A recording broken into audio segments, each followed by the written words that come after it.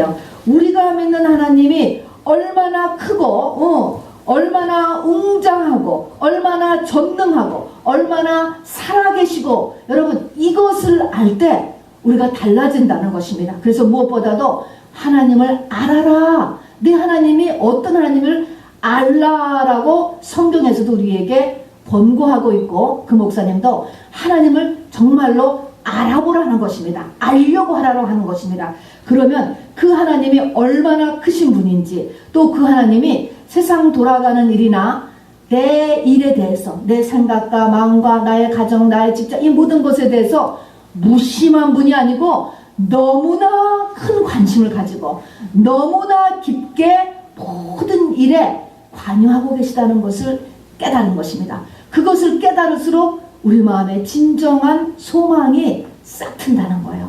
그래서 우리 하나님은 전능하신 분이요, 살아계신 분이요, 나에게 무한한 관심을 가지고 계신 분이라고 하는 것을 이 자리를 빌어서나마 다시 한번 말씀드립니다. 그래서 이 에스겔이 그냥 벌떡 일어났어요. 벌떡 일어나서 셈이 그냥 완전 솟은 거예요. 환경은 달라진 거 하나도 없어요. 똑같은 포로 수용소예요. 그런데 사람이 속에서부터 달라지면 달라지는 거예요. 완전히 일어났습니다. 자, 그러면 이렇게 일어난 사람에게 하나님께서 그 다음에 요구하시는 것이 무엇일 것 같아요? 우리가 신비 체험을 했단 말입니다. 여러분, 하나님 앞에 쓰임받는 데는 시작이 하늘에서부터 시작해요. 여러분, 이것이 에스겔같이 하늘이 열리고 천국을 우리가 보고 오지 않았다 해도 뭔가 신비한 데서 시작하는 거예요. 이거 그래서 우리에게 체험이라는 거 매우 중요합니다.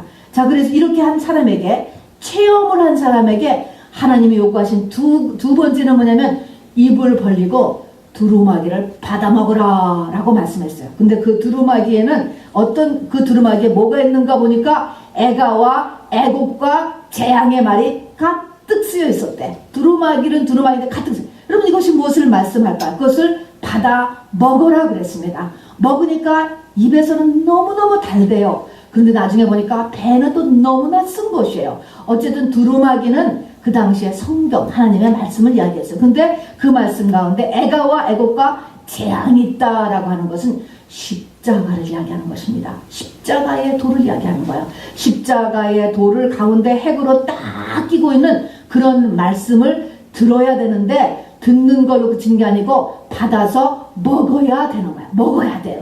먹는다라는 것은 뭡니까? 우리가 먹으면 그것이 소화돼서 내 것이 되지 않습니까? 그래서 내 살이 되고 피가 되고 힘이 되잖아요. 그런 것처럼 하나님의 말씀을 내가 그냥 지식으로 알고 있는 것이 아니라 그것을 나한테 적용을 시켜가지고 내가 회개할 것은 회개하고 고칠 것은 고치고, 또 새로 해야 될 것은 내가 새로 하고, 이게 먹는 거예요. 그래서 하나님의 말씀을 부지런히 먹는 일을 하도록 했어요. 에스겔이 그렇게 했습니다.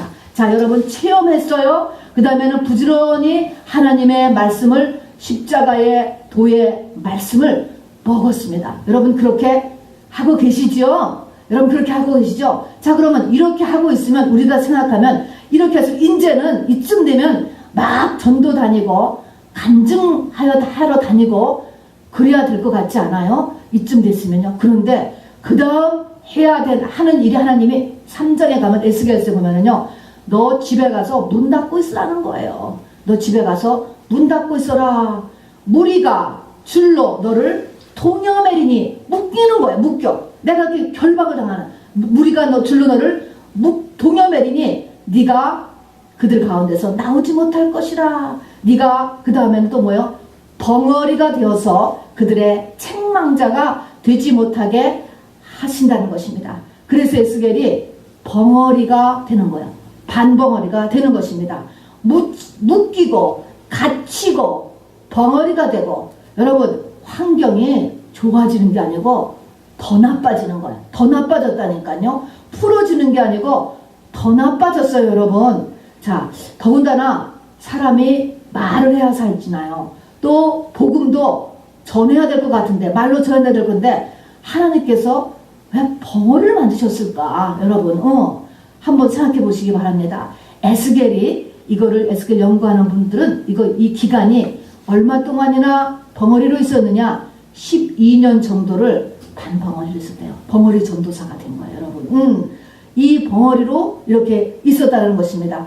왜 이렇게 체험도 했고, 말씀도 이렇게 열심히 잘 하고 있는 사람이 이렇게 묶이고 갇히고 벙어리가 되었을까요, 여러분? 10년 넘게, 여러분.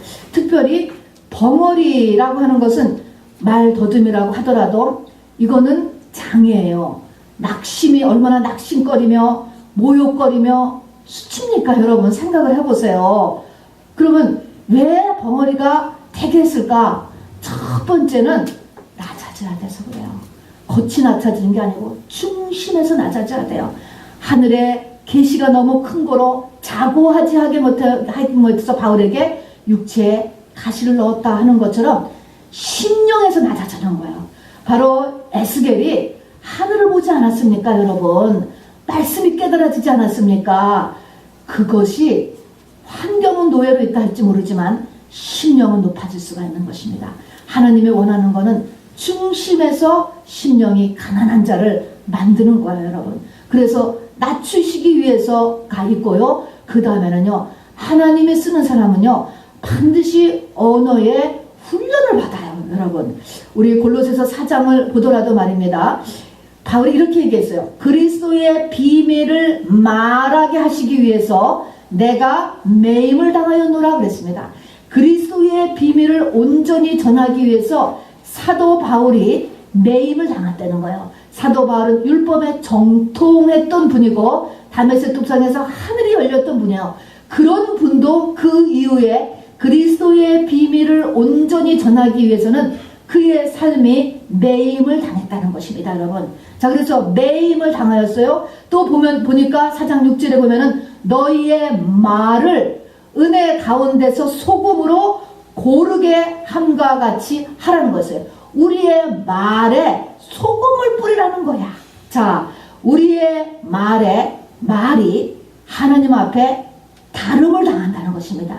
이것이 우리가 깐난이도 나면요, 5마리만 해도 너무 박수를 치고 훌륭한 거예요. 아무 말이나 해도 다 이뻐요, 다 이뻐. 그런데 점점 성장할수록 말이 무게를 달게 되지 않습니까?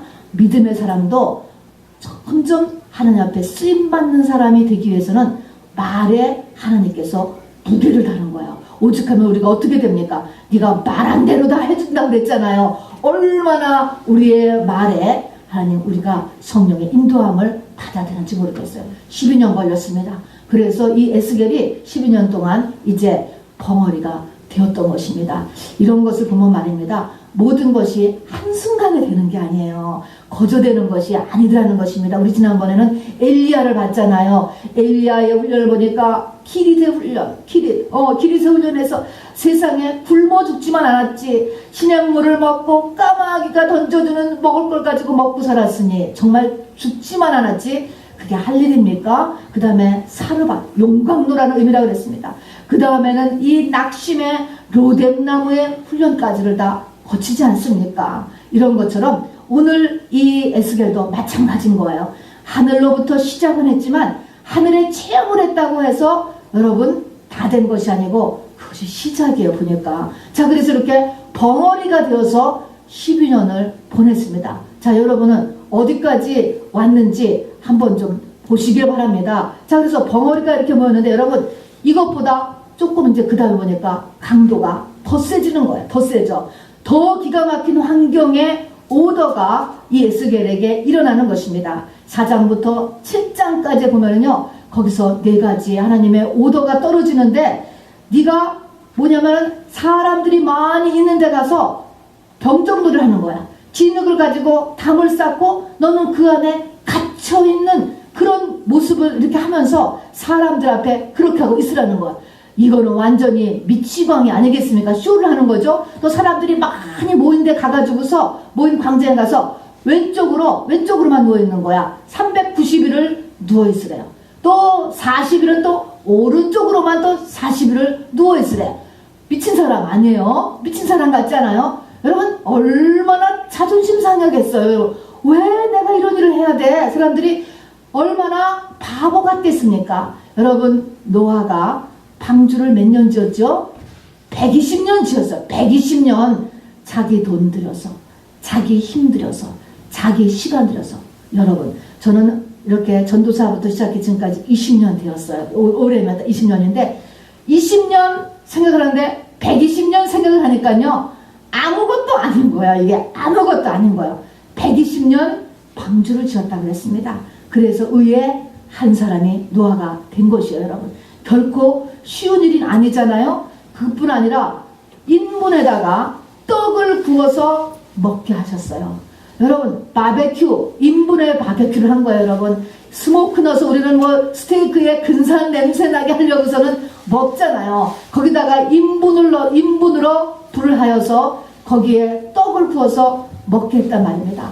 또 자기의 머리카락과 수염을 잘라서 3분의 1을 탁탁탁탁 쳐서 날려버리고, 또 태우고, 또 바람에 날리고, 사람이 모인 데 가서 그런 일을 하도록 하나님께서 하셨어요. 여러분, 근데 나중에 보니까 이것들이 다 상징적인 것이었습니다. 나중에 인류의 3분의 1이 멸망할 것, 예루살렘이 완전히 포위될 것, 그들이 그 고난의 떡을 먹을 것, 또 390일에 또 40일에 이 고난의 기간을 다 상징적으로 하나님께서 보여주신 것이었어요. 그런 사람들은 다 눈이 먹고 귀가 막혔기 때문에 모르지요. 왜 저런 일을 하는가, 그런 일을. 근데 여기에 대해서 이제 에스겔이 그 일을 했어요. 여러분, 했다는데 문제가 있는 거예요. 하나님의 오더가 떨어졌는데 그 일을 했다는데 지금 문제가 있다니까요.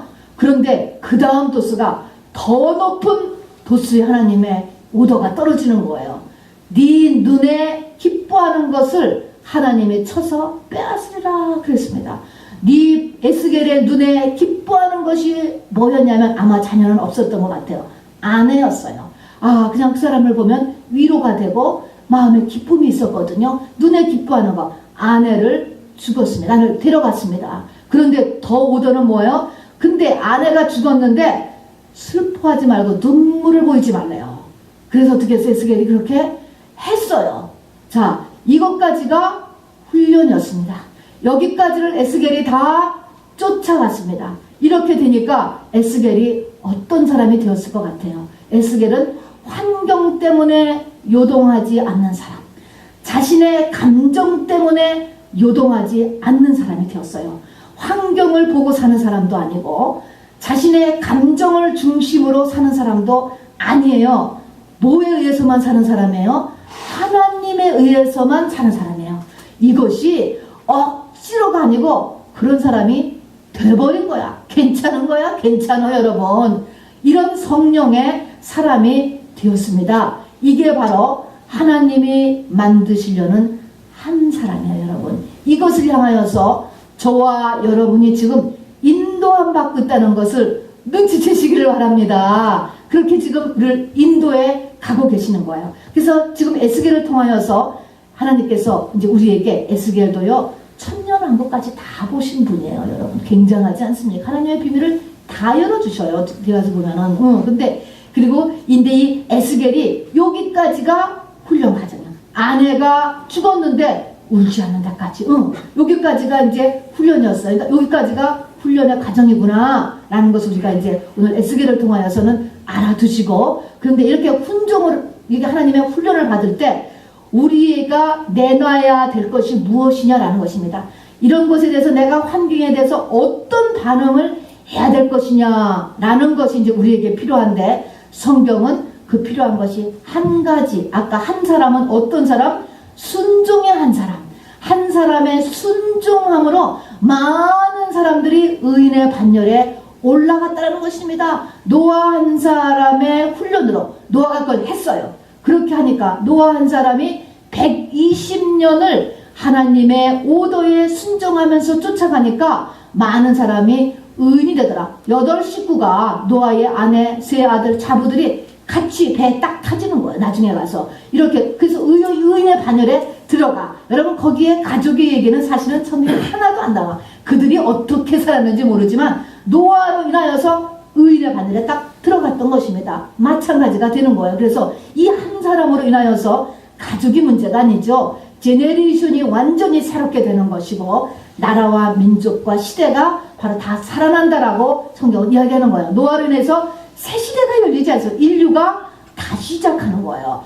굉장한 것입니다. 우리가 하나님 앞에 드려지는 것은 여러분 반드시 가치가 있다라는 것을 여러분 잊지 마시기를 바랍니다. 자, 그래서 우리가 해야 되는 것을 한마디로 말하면 순종이다. 순종이라는 것을 잊지 마세요. 하나님이 우리에게 뭔가를 요구하세요. 그런데 우리가 거기서 순종이라는 것을 해야 돼.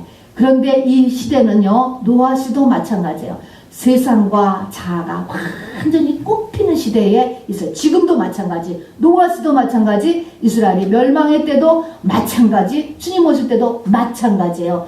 자아가 꽃피는 시대예요. 나가 굉장히 올라가야 되고 우리가 각자를 존중해 줘야 되는 그런 시대에 들어갑니다. 또 세상도 꽃펴요. 르네상스라든가 로마의 문화라든가 이 당시에도 이렇게 세상이 먹고 마시고 시가고 장가고 사고 팔고가 바쁘고 좋고 라는 것들로 가득 차게 되었습니다.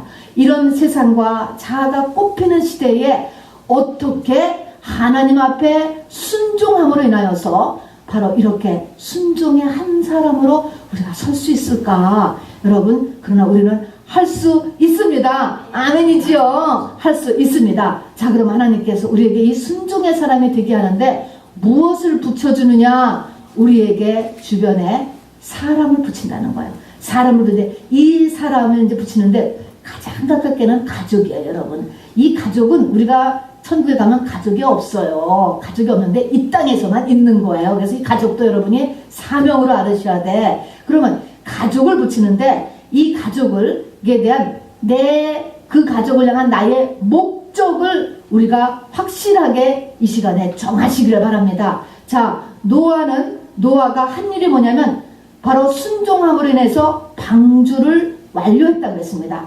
방주는 구원을 나타내는 것입니다. 자, 그래서 우리에게 붙여지는 그 사람에 대한 나의 목적을 그 사람의 영혼 구원 또는 그 사람이 하나님이 원하시는 믿음의 위치에 집어넣는 것이 나의 목적이 돼야 돼요.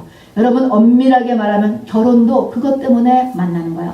가장 좋은 아내, 가장 좋은 남편은 하나님이 원하시는 그 사람의 위치에 그 사람이 들어가는 거에 내가 최선을 다해서 그걸 도와주는 것이 여러분 그것이 배우자가 할 일인 거예요. 가장 나쁜 아내가 성경에 등장하죠. 아합의 아내 이세벨이었습니다. 이세벨이라고 하는 여자는 믿음 하나만 빼놓고는 완전하게 100% 좋은 여자죠. 남편이 해달라는 것을 다 해준 사람. 근데 아합은 이스라엘 역대 가장 악한 왕으로 남아있어요. 이 이세벨은 얼마나 아름다운 여자였는지 우리가 다 알 것입니다, 여러분. 성경은 그것이 좋은 아내라고 한 것이 아니고 바로 남편을 믿음의 자리에 하나님이 예정하신 그 믿음의 자리에 넣어주는 것, 여러분 이것이 좋은 아내, 남편도 마찬가지인 것입니다. 또 아직 구원받지 못한 영혼들을 향해서는 그들이 구원받는 것을 나의 목적으로 놔야 돼요. 여러분, 여러분의 자녀에 대한 여러분의 목적은 무엇이에요? 여러분 이걸 바꾸셔야 돼요. 내 자녀가 정말 좋은 대학을 가는 것이 목적입니까? 내 자녀가 돈을 잘 버는 게 목적입니까? 여러분 이것을 바꿔야 된다니까. 내 자녀가 영혼 구원이 돼야 되는 게 첫 번째고, 영혼 구원이 됐으면 하나님이 원하시는 그 자리에 집어넣게 하는 것을 첫 번째로 둬야 돼요. 이것이 이제 순종을 훈련하는 우리의 자세가 되는 거예요. 자, 그래서 이것을 놓고, 이제 목적이 그것을 놓고 내가 그것을 하기 위해서 이제 몸부림을 쳐야 되는 것입니다. 내가 최선을 다해야 되는 것입니다. 여러분, 이 말씀을 하나님의 나에게 주신 음성으로 여러분 들을 수 있어야 돼. 나는 아니야가 없어요, 여러분. 아니야가 없는 사람이 없는 거예요, 여러분. 있어요. 있게 되는 거예요. 이 사람을 여러분이 지금 빨리 찾으셔야 돼. 하나님이 누구를 나에게 붙이셨는지, 남편, 아내, 아들, 딸, 형제, 자매, 부모, 여러분 1차적으로는 가족이 바로 내가 이 지금 영혼권을 위해서 힘쓰고 애써야 될 대상이 되는 것입니다, 여러분. 그래서 그의 영혼 구원을 위한 것을 내가 지금 딱 자리를 잡아야 되는 거야. 그리고 이제 그것을 위하여서 내가 이제 최선을 다해서 나가야지만 되는 것이죠. 자, 그래서 하나님의 뜻대로 열심히 내가 했다라고 한다면 여러분 하나님이 나에게 주시는 상급이 뭐라고 생각하십니까? 상급. 우리가 상급신앙이지 않습니까? 우리가 죽은 다음에도 물론 상급이에요. 심판에 따라서. 그러나 이 땅에서도 우리에게는 상급이 있어요. 상급. 이 상급이 뭔가라는 걸 잘 생각해 보세요. 아까도 에스겔이 이렇게 열심히, 에스겔은 순종의 사람이었어요. 그렇게 단수를 높여가는 그런 순종, 그런 그 하나님의 훈련을 잘 쫓아가셨는데 그분의 상급이 무엇일 것 같아요, 여러분? 여러분 같으면 내가 하나님 앞에 잘했어요. 정말 내가 열심히 하고 잘했으면 나에게 하나님이 무엇을 주실 것 같아요? 돈다발을 던져줘야 상급일까? 성경은 그걸 상급이라고 하지 않고 창세기 15장의 믿음의 조상 아브라함에게 말려주셨어요. 내가 상급이라는 거야. 하나님이 상급이라는 거예요. 어떤 사람이 하나님에 대해서 열려지는 것이 상급이라는 거예요, 여러분.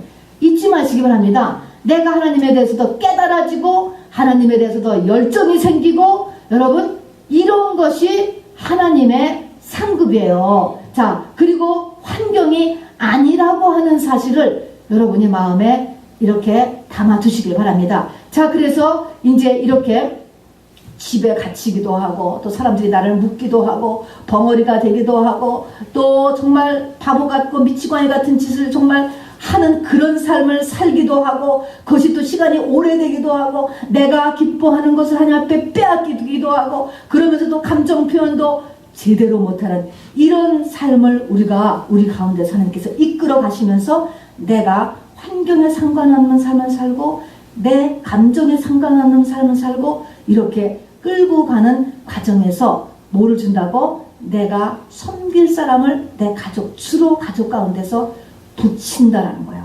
그 중에서도 대부분이 여러분 영적 권위자에 대해서 여러분이 절대적으로 주의하셔야 돼. 그것이 하나님께서 붙인 사람인 거예요.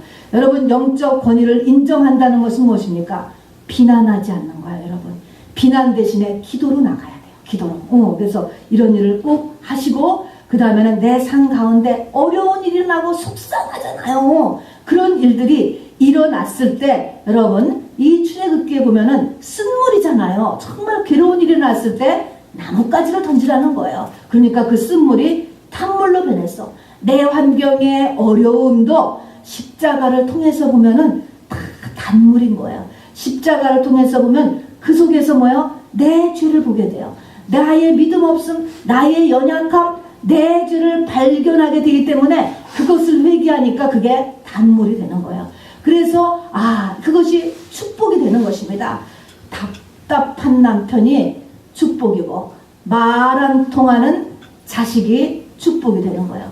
여러분 바벨탑 우리하고 똑같아요. 이민사회는 그냥 우리가 합하여서 헤어짐을 이렇게 흩어짐을 면하자 그런 게 이민사회 아닙니까? 자, 그래서 가족끼리 똘똘 뭉치려고 하고 몇 사람끼리 막 똘똘 뭉치려고 하는데 뭉쳐서 올라가는 거를 하나님이 언어를 혼잡케 하셨다. 부셔버렸어요. 언어를 혼잡케 했다는 것은 말이 안 통하는 거야. 여러분 부부지간에 말이 안 통한다거나 또는 일가친척 간에 말이 안 통하는 거야. 자식들한테도 말이 안 통하면 거기서 무엇이 나올 것 같아요? 예수가 나오는 거예요, 여러분. 그러니까 말이 안 통하거든 하나님께로 오셔야 되는 거예요. 하나님이 말이 안 통하게 하신 거예요. 그래서 말이 안 통하면 각자 예수께로 달려가셔야 돼요. 그래서 거기서 예수를 만나도록 이렇게 하셨습니다. 자, 그래서 이렇게 이런 일들을 훈련을 막 받아가려니까 어떻게 살 것 같아? 어떻게 이런 게 사람은 제가 그랬죠. 사람은 똑같은데 이런 데서 어떻게 순종의 삶을 살 수 있을까? 어떻게 살 것 같아요? 여러분 노아의 방주 안에 들어가서 어떻게 살 것 같아요? 죽지는 않아요. 그렇지만 방주에는 이 창문이 위로 난 창문이 하나밖에 없었다 그랬습니다. 여러분 다니엘이 정말 싱글이었잖아요. 이역말리 바벨론 왕국에서 국무총 역할을 했는데 그 일을 어떻게 감당하고 잘 살았을 것 같아요. 이 다니엘이 살 수 있었던 이유는 이 예루살렘을 향하여서 열린 창문을 향하여서 창문을 열어놓고 하루에 3번씩 감사의 기도인데 감사의 기도를 했다는데 살 궁리가 생긴 거예요, 여러분. 자, 그래서 노아의 방주에서도 사는 방법은 하늘을 향해서 열린 창문을 향하여서 부르짖는 거예요. 또 다니엘도 살 수 있었던 것은 하루에 3번 기도하지 않으면 못 사는 거야. 못 살아. 그래서 기도가 우리에게 반드시 필요하다라는 것입니다, 여러분. 그 눌림, 그 억울함, 그 힘듦, 여러분, 이 모든 것들을 다 하나님 앞에 토할 수 있어야 돼. 토할 수 있어. 그래서 우리에게 이 기도의 삶이 필요하고, 말씀은요 기본적으로 계속 공급돼야 돼요. 맨 처음에 이 에스겔에게 두루마기를 받아먹으라 하는 것은 끝까지 계속되는 거야. 우리가 밥 먹지 않으면 죽는 것처럼, 뭐 금식도 40일이죠. 더하면 죽는 거예요. 그런 것처럼 영의 양식도 우리는 끊임없이 먹고 있어야 돼요. 그래서 그 두루마기를 받아먹으라는 그 말씀은 계속적으로 있어야 되는데, 우리가 이제 이 훈련에, 이 고단수에 들어가기 시작하면은 기도가 없이는 견디지를 못하게 되는 거예요. 여러분, 이사야 26장에 보면은요, 이사야 선지자가 이 시대는 밀실로 들어가야 되는 시대라는 거예요. 밀실로 들어가는데, 밀실 똑같은 거예요. 이렇게 들어가면 어떻게 살아? 못 살아요. 기도의 창문을 열지 않고는 우리는 견딜 수가 없는 거예요. 샛길로 나갈 수밖에 없는 것입니다, 여러분. 기도를 하고 있어야 믿음이 그 자리를 유지하고 이제 앞으로 이렇게 나갈 수가 있게 된다라고 하는 것입니다. 자, 여러분, 우리에게 맡겨준 영혼이 있다라는 것을 잊지 마시고, 그 영혼은 대부분이 여러분의 가족이라든가 여러분의 주위에 있게 돼요. 그런데 이 주위에 있게 되는 이 사람에 대해서 여러분의 목적이 뭐냐, 그 사람한테 바라는 게 뭐냐라는 것을 이 시간에 교정하셔야 돼. 지금 이것을 확실해야 돼요. 이것이 나는 저 사람이 돈 많이 벌어오는 거야, 또는 나는 저 사람이 집에서 나의 수종을 잘 들어주는 거야, 또는 우리 아들이 돈을 많이 벌어오는 거야, 아이빌리그 대학에 들어가는 거야. 가 아니고 뭐 해야 된다고요? 영혼 구원이어야 된다는 것입니다, 여러분. 이것을 향하여서 여러분이 쉴 틈 없이 하나님 앞에 바로 이 순종하면서 부르짖고 나가야 된다라고 하는 사실인 것입니다. 그래서 우리가 먼 것, 큰 일을 여러분 생각하고 구상하고 하기 이전에 우리는 바로 내 앞에 작은 일에 여러분이 초점을 맞춰야 돼요. 이 영혼 구원에 초점을 맞춰야 된다는 것입니다. 어떻게 내 자녀의 영혼 구원이 되는가? 절대 쉽지 않습니다. 절대 쉽지 않아요, 여러분. 자, 이것을 위하여서 바로 우리가 전력을 다해야 되고, 그 영혼 구원 때문에 참아야 되는 거야. 참아. 정말 내가 그 사람 앞에서 감정을 폭발하고 싶어도 그것이 영혼 구원에 관련되는 것이라면 내가 이 감정도 폭발할 수 있게 되는 것이고, 내가 희생되고 내가 손해보고 그렇다 할지라도 참으면서 방주를 키워가야 되는 거예요. 노아의 방주는 교회에서만 하는 것이 아니고 바로 이런 영혼 구원의 사역을 내 삶 가운데서 해가는 거야. 인내로 끊임없이. 내 아들을 위해서, 딸을 위해서, 남편을 위해서, 아들을 위해서, 부모를 위해서, 형제 자매를 위해서 끊임없이 하게 되는 것이고, 그 과정이 아까 에스겔을 하나님께서 끌고 가듯이 훈련해서 그런 식으로 우리에게 다가온다는 것입니다. 우리가 생각하면은 내가 저 사람을 전도하려면 내가 돈이 많던가 파워를 가진다거나 세상에 높은 직을 해서 하면 저 사람이 내 말을 듣지 않을까?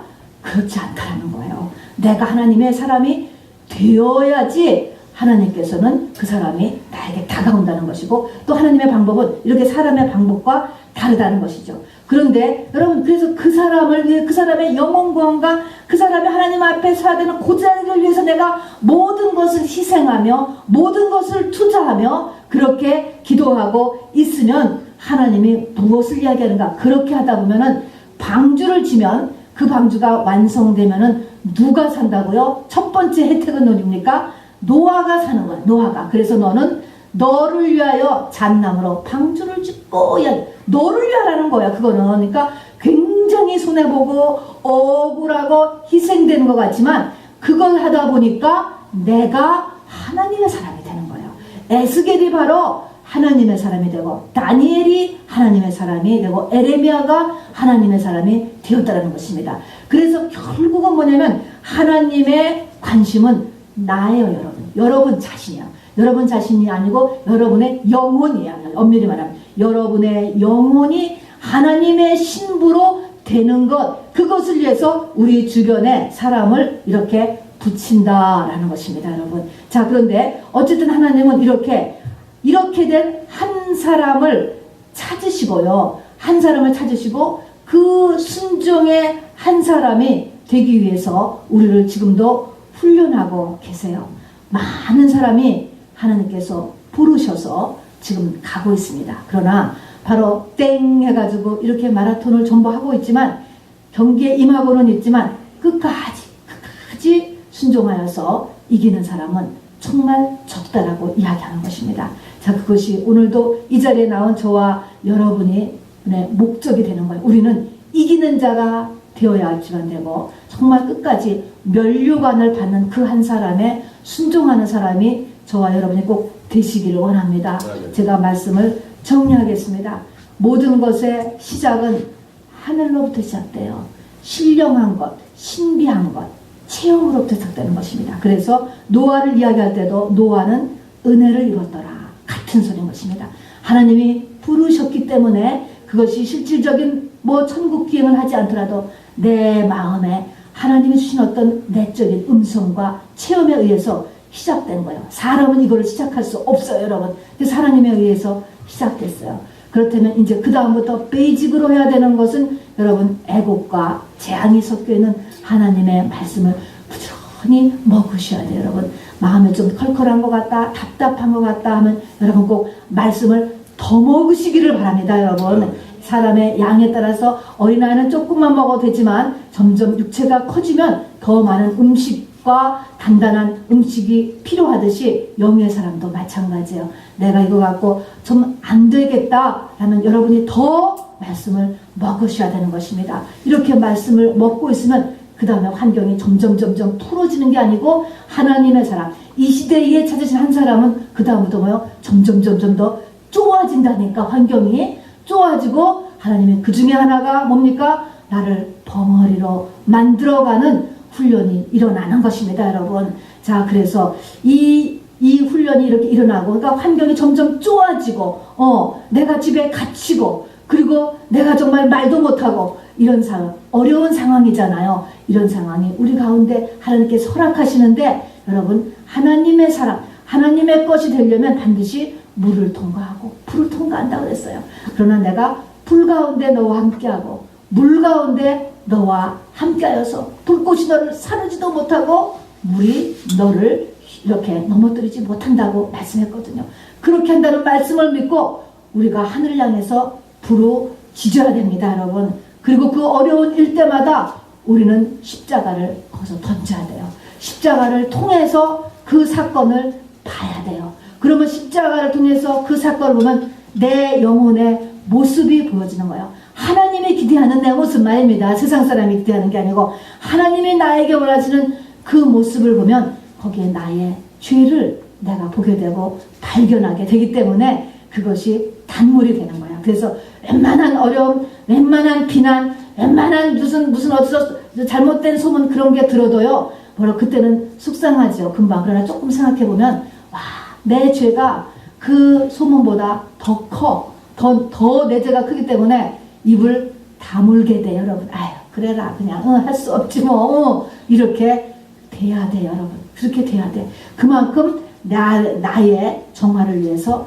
이렇게 되돌아보는 그런 사람이 이렇게 돼야 됩니다. 자, 이러기 위해서 여러분 이렇게 갇히고 묶이고 벙어리가 되고, 그리고 하나님께서 정말 나에게 이렇게 바보 같은 미치광이 같은 그런 일들을 갖다가 이렇게 120년 동안 시키면서 끌고 가고 있고, 정말 내 눈에 좋은 것 좀 쳐서 없애고 울지도 못하게 하는 이런 데까지 끌고 간다 할지라도 여러분 바로 끝이 있다는 것을, 목적지가 있다는 것을 잊지 마시기를 바랍니다. 자, 그래서 여기에서 오늘 우리가 반드시 결정해야 될 것이 내 주변에 있는 바로 내가 섬겨야 될 사람을 반드시 정하시고, 그 사람을 여러분 그 사람에 대한 내 요구를 지금 이 시간에 확정하셔야 돼. 바로 이것을 절대적으로 이것이 얼마나 중요한지 모릅니다.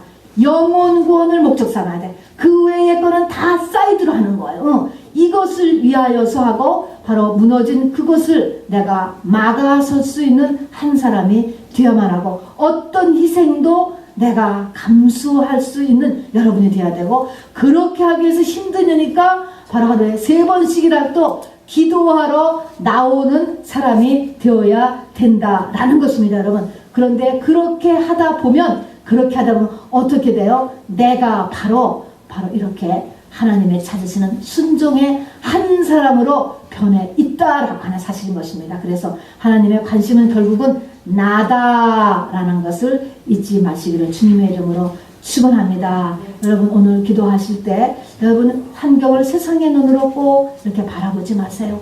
나에게 있는 어려움을 세상의 눈만으로 꼭 바라보지 마세요.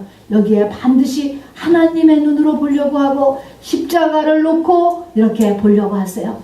나를 향한 하나님의 큰 기대와 나를 향한 하나님의 큰 사랑 가운데 모든 것이 정말 기쁨이요 또 감사로 넘칠 수 있는 그런 여러분이 꼭 되셔야 합니다. 그리고 내가 견딜 수 없는 그 부분을 향하여서는 바로 하늘로 난 그 창을 향하여서 오늘도 하나님 나를 도와주세요. 나에게 지혜를 주세요. 나에게 피할 길을 주세요. 라고 하늘 앞에 간구하며 지혜를 구하는 오늘 예배 후에도 그런 기도 시간이 꼭 되시기를 주님의 이름으로 꼭 축원합니다. 우리 마지막 찬양 힘차게 같이 드리겠습니다. 찬송가 164장입니다.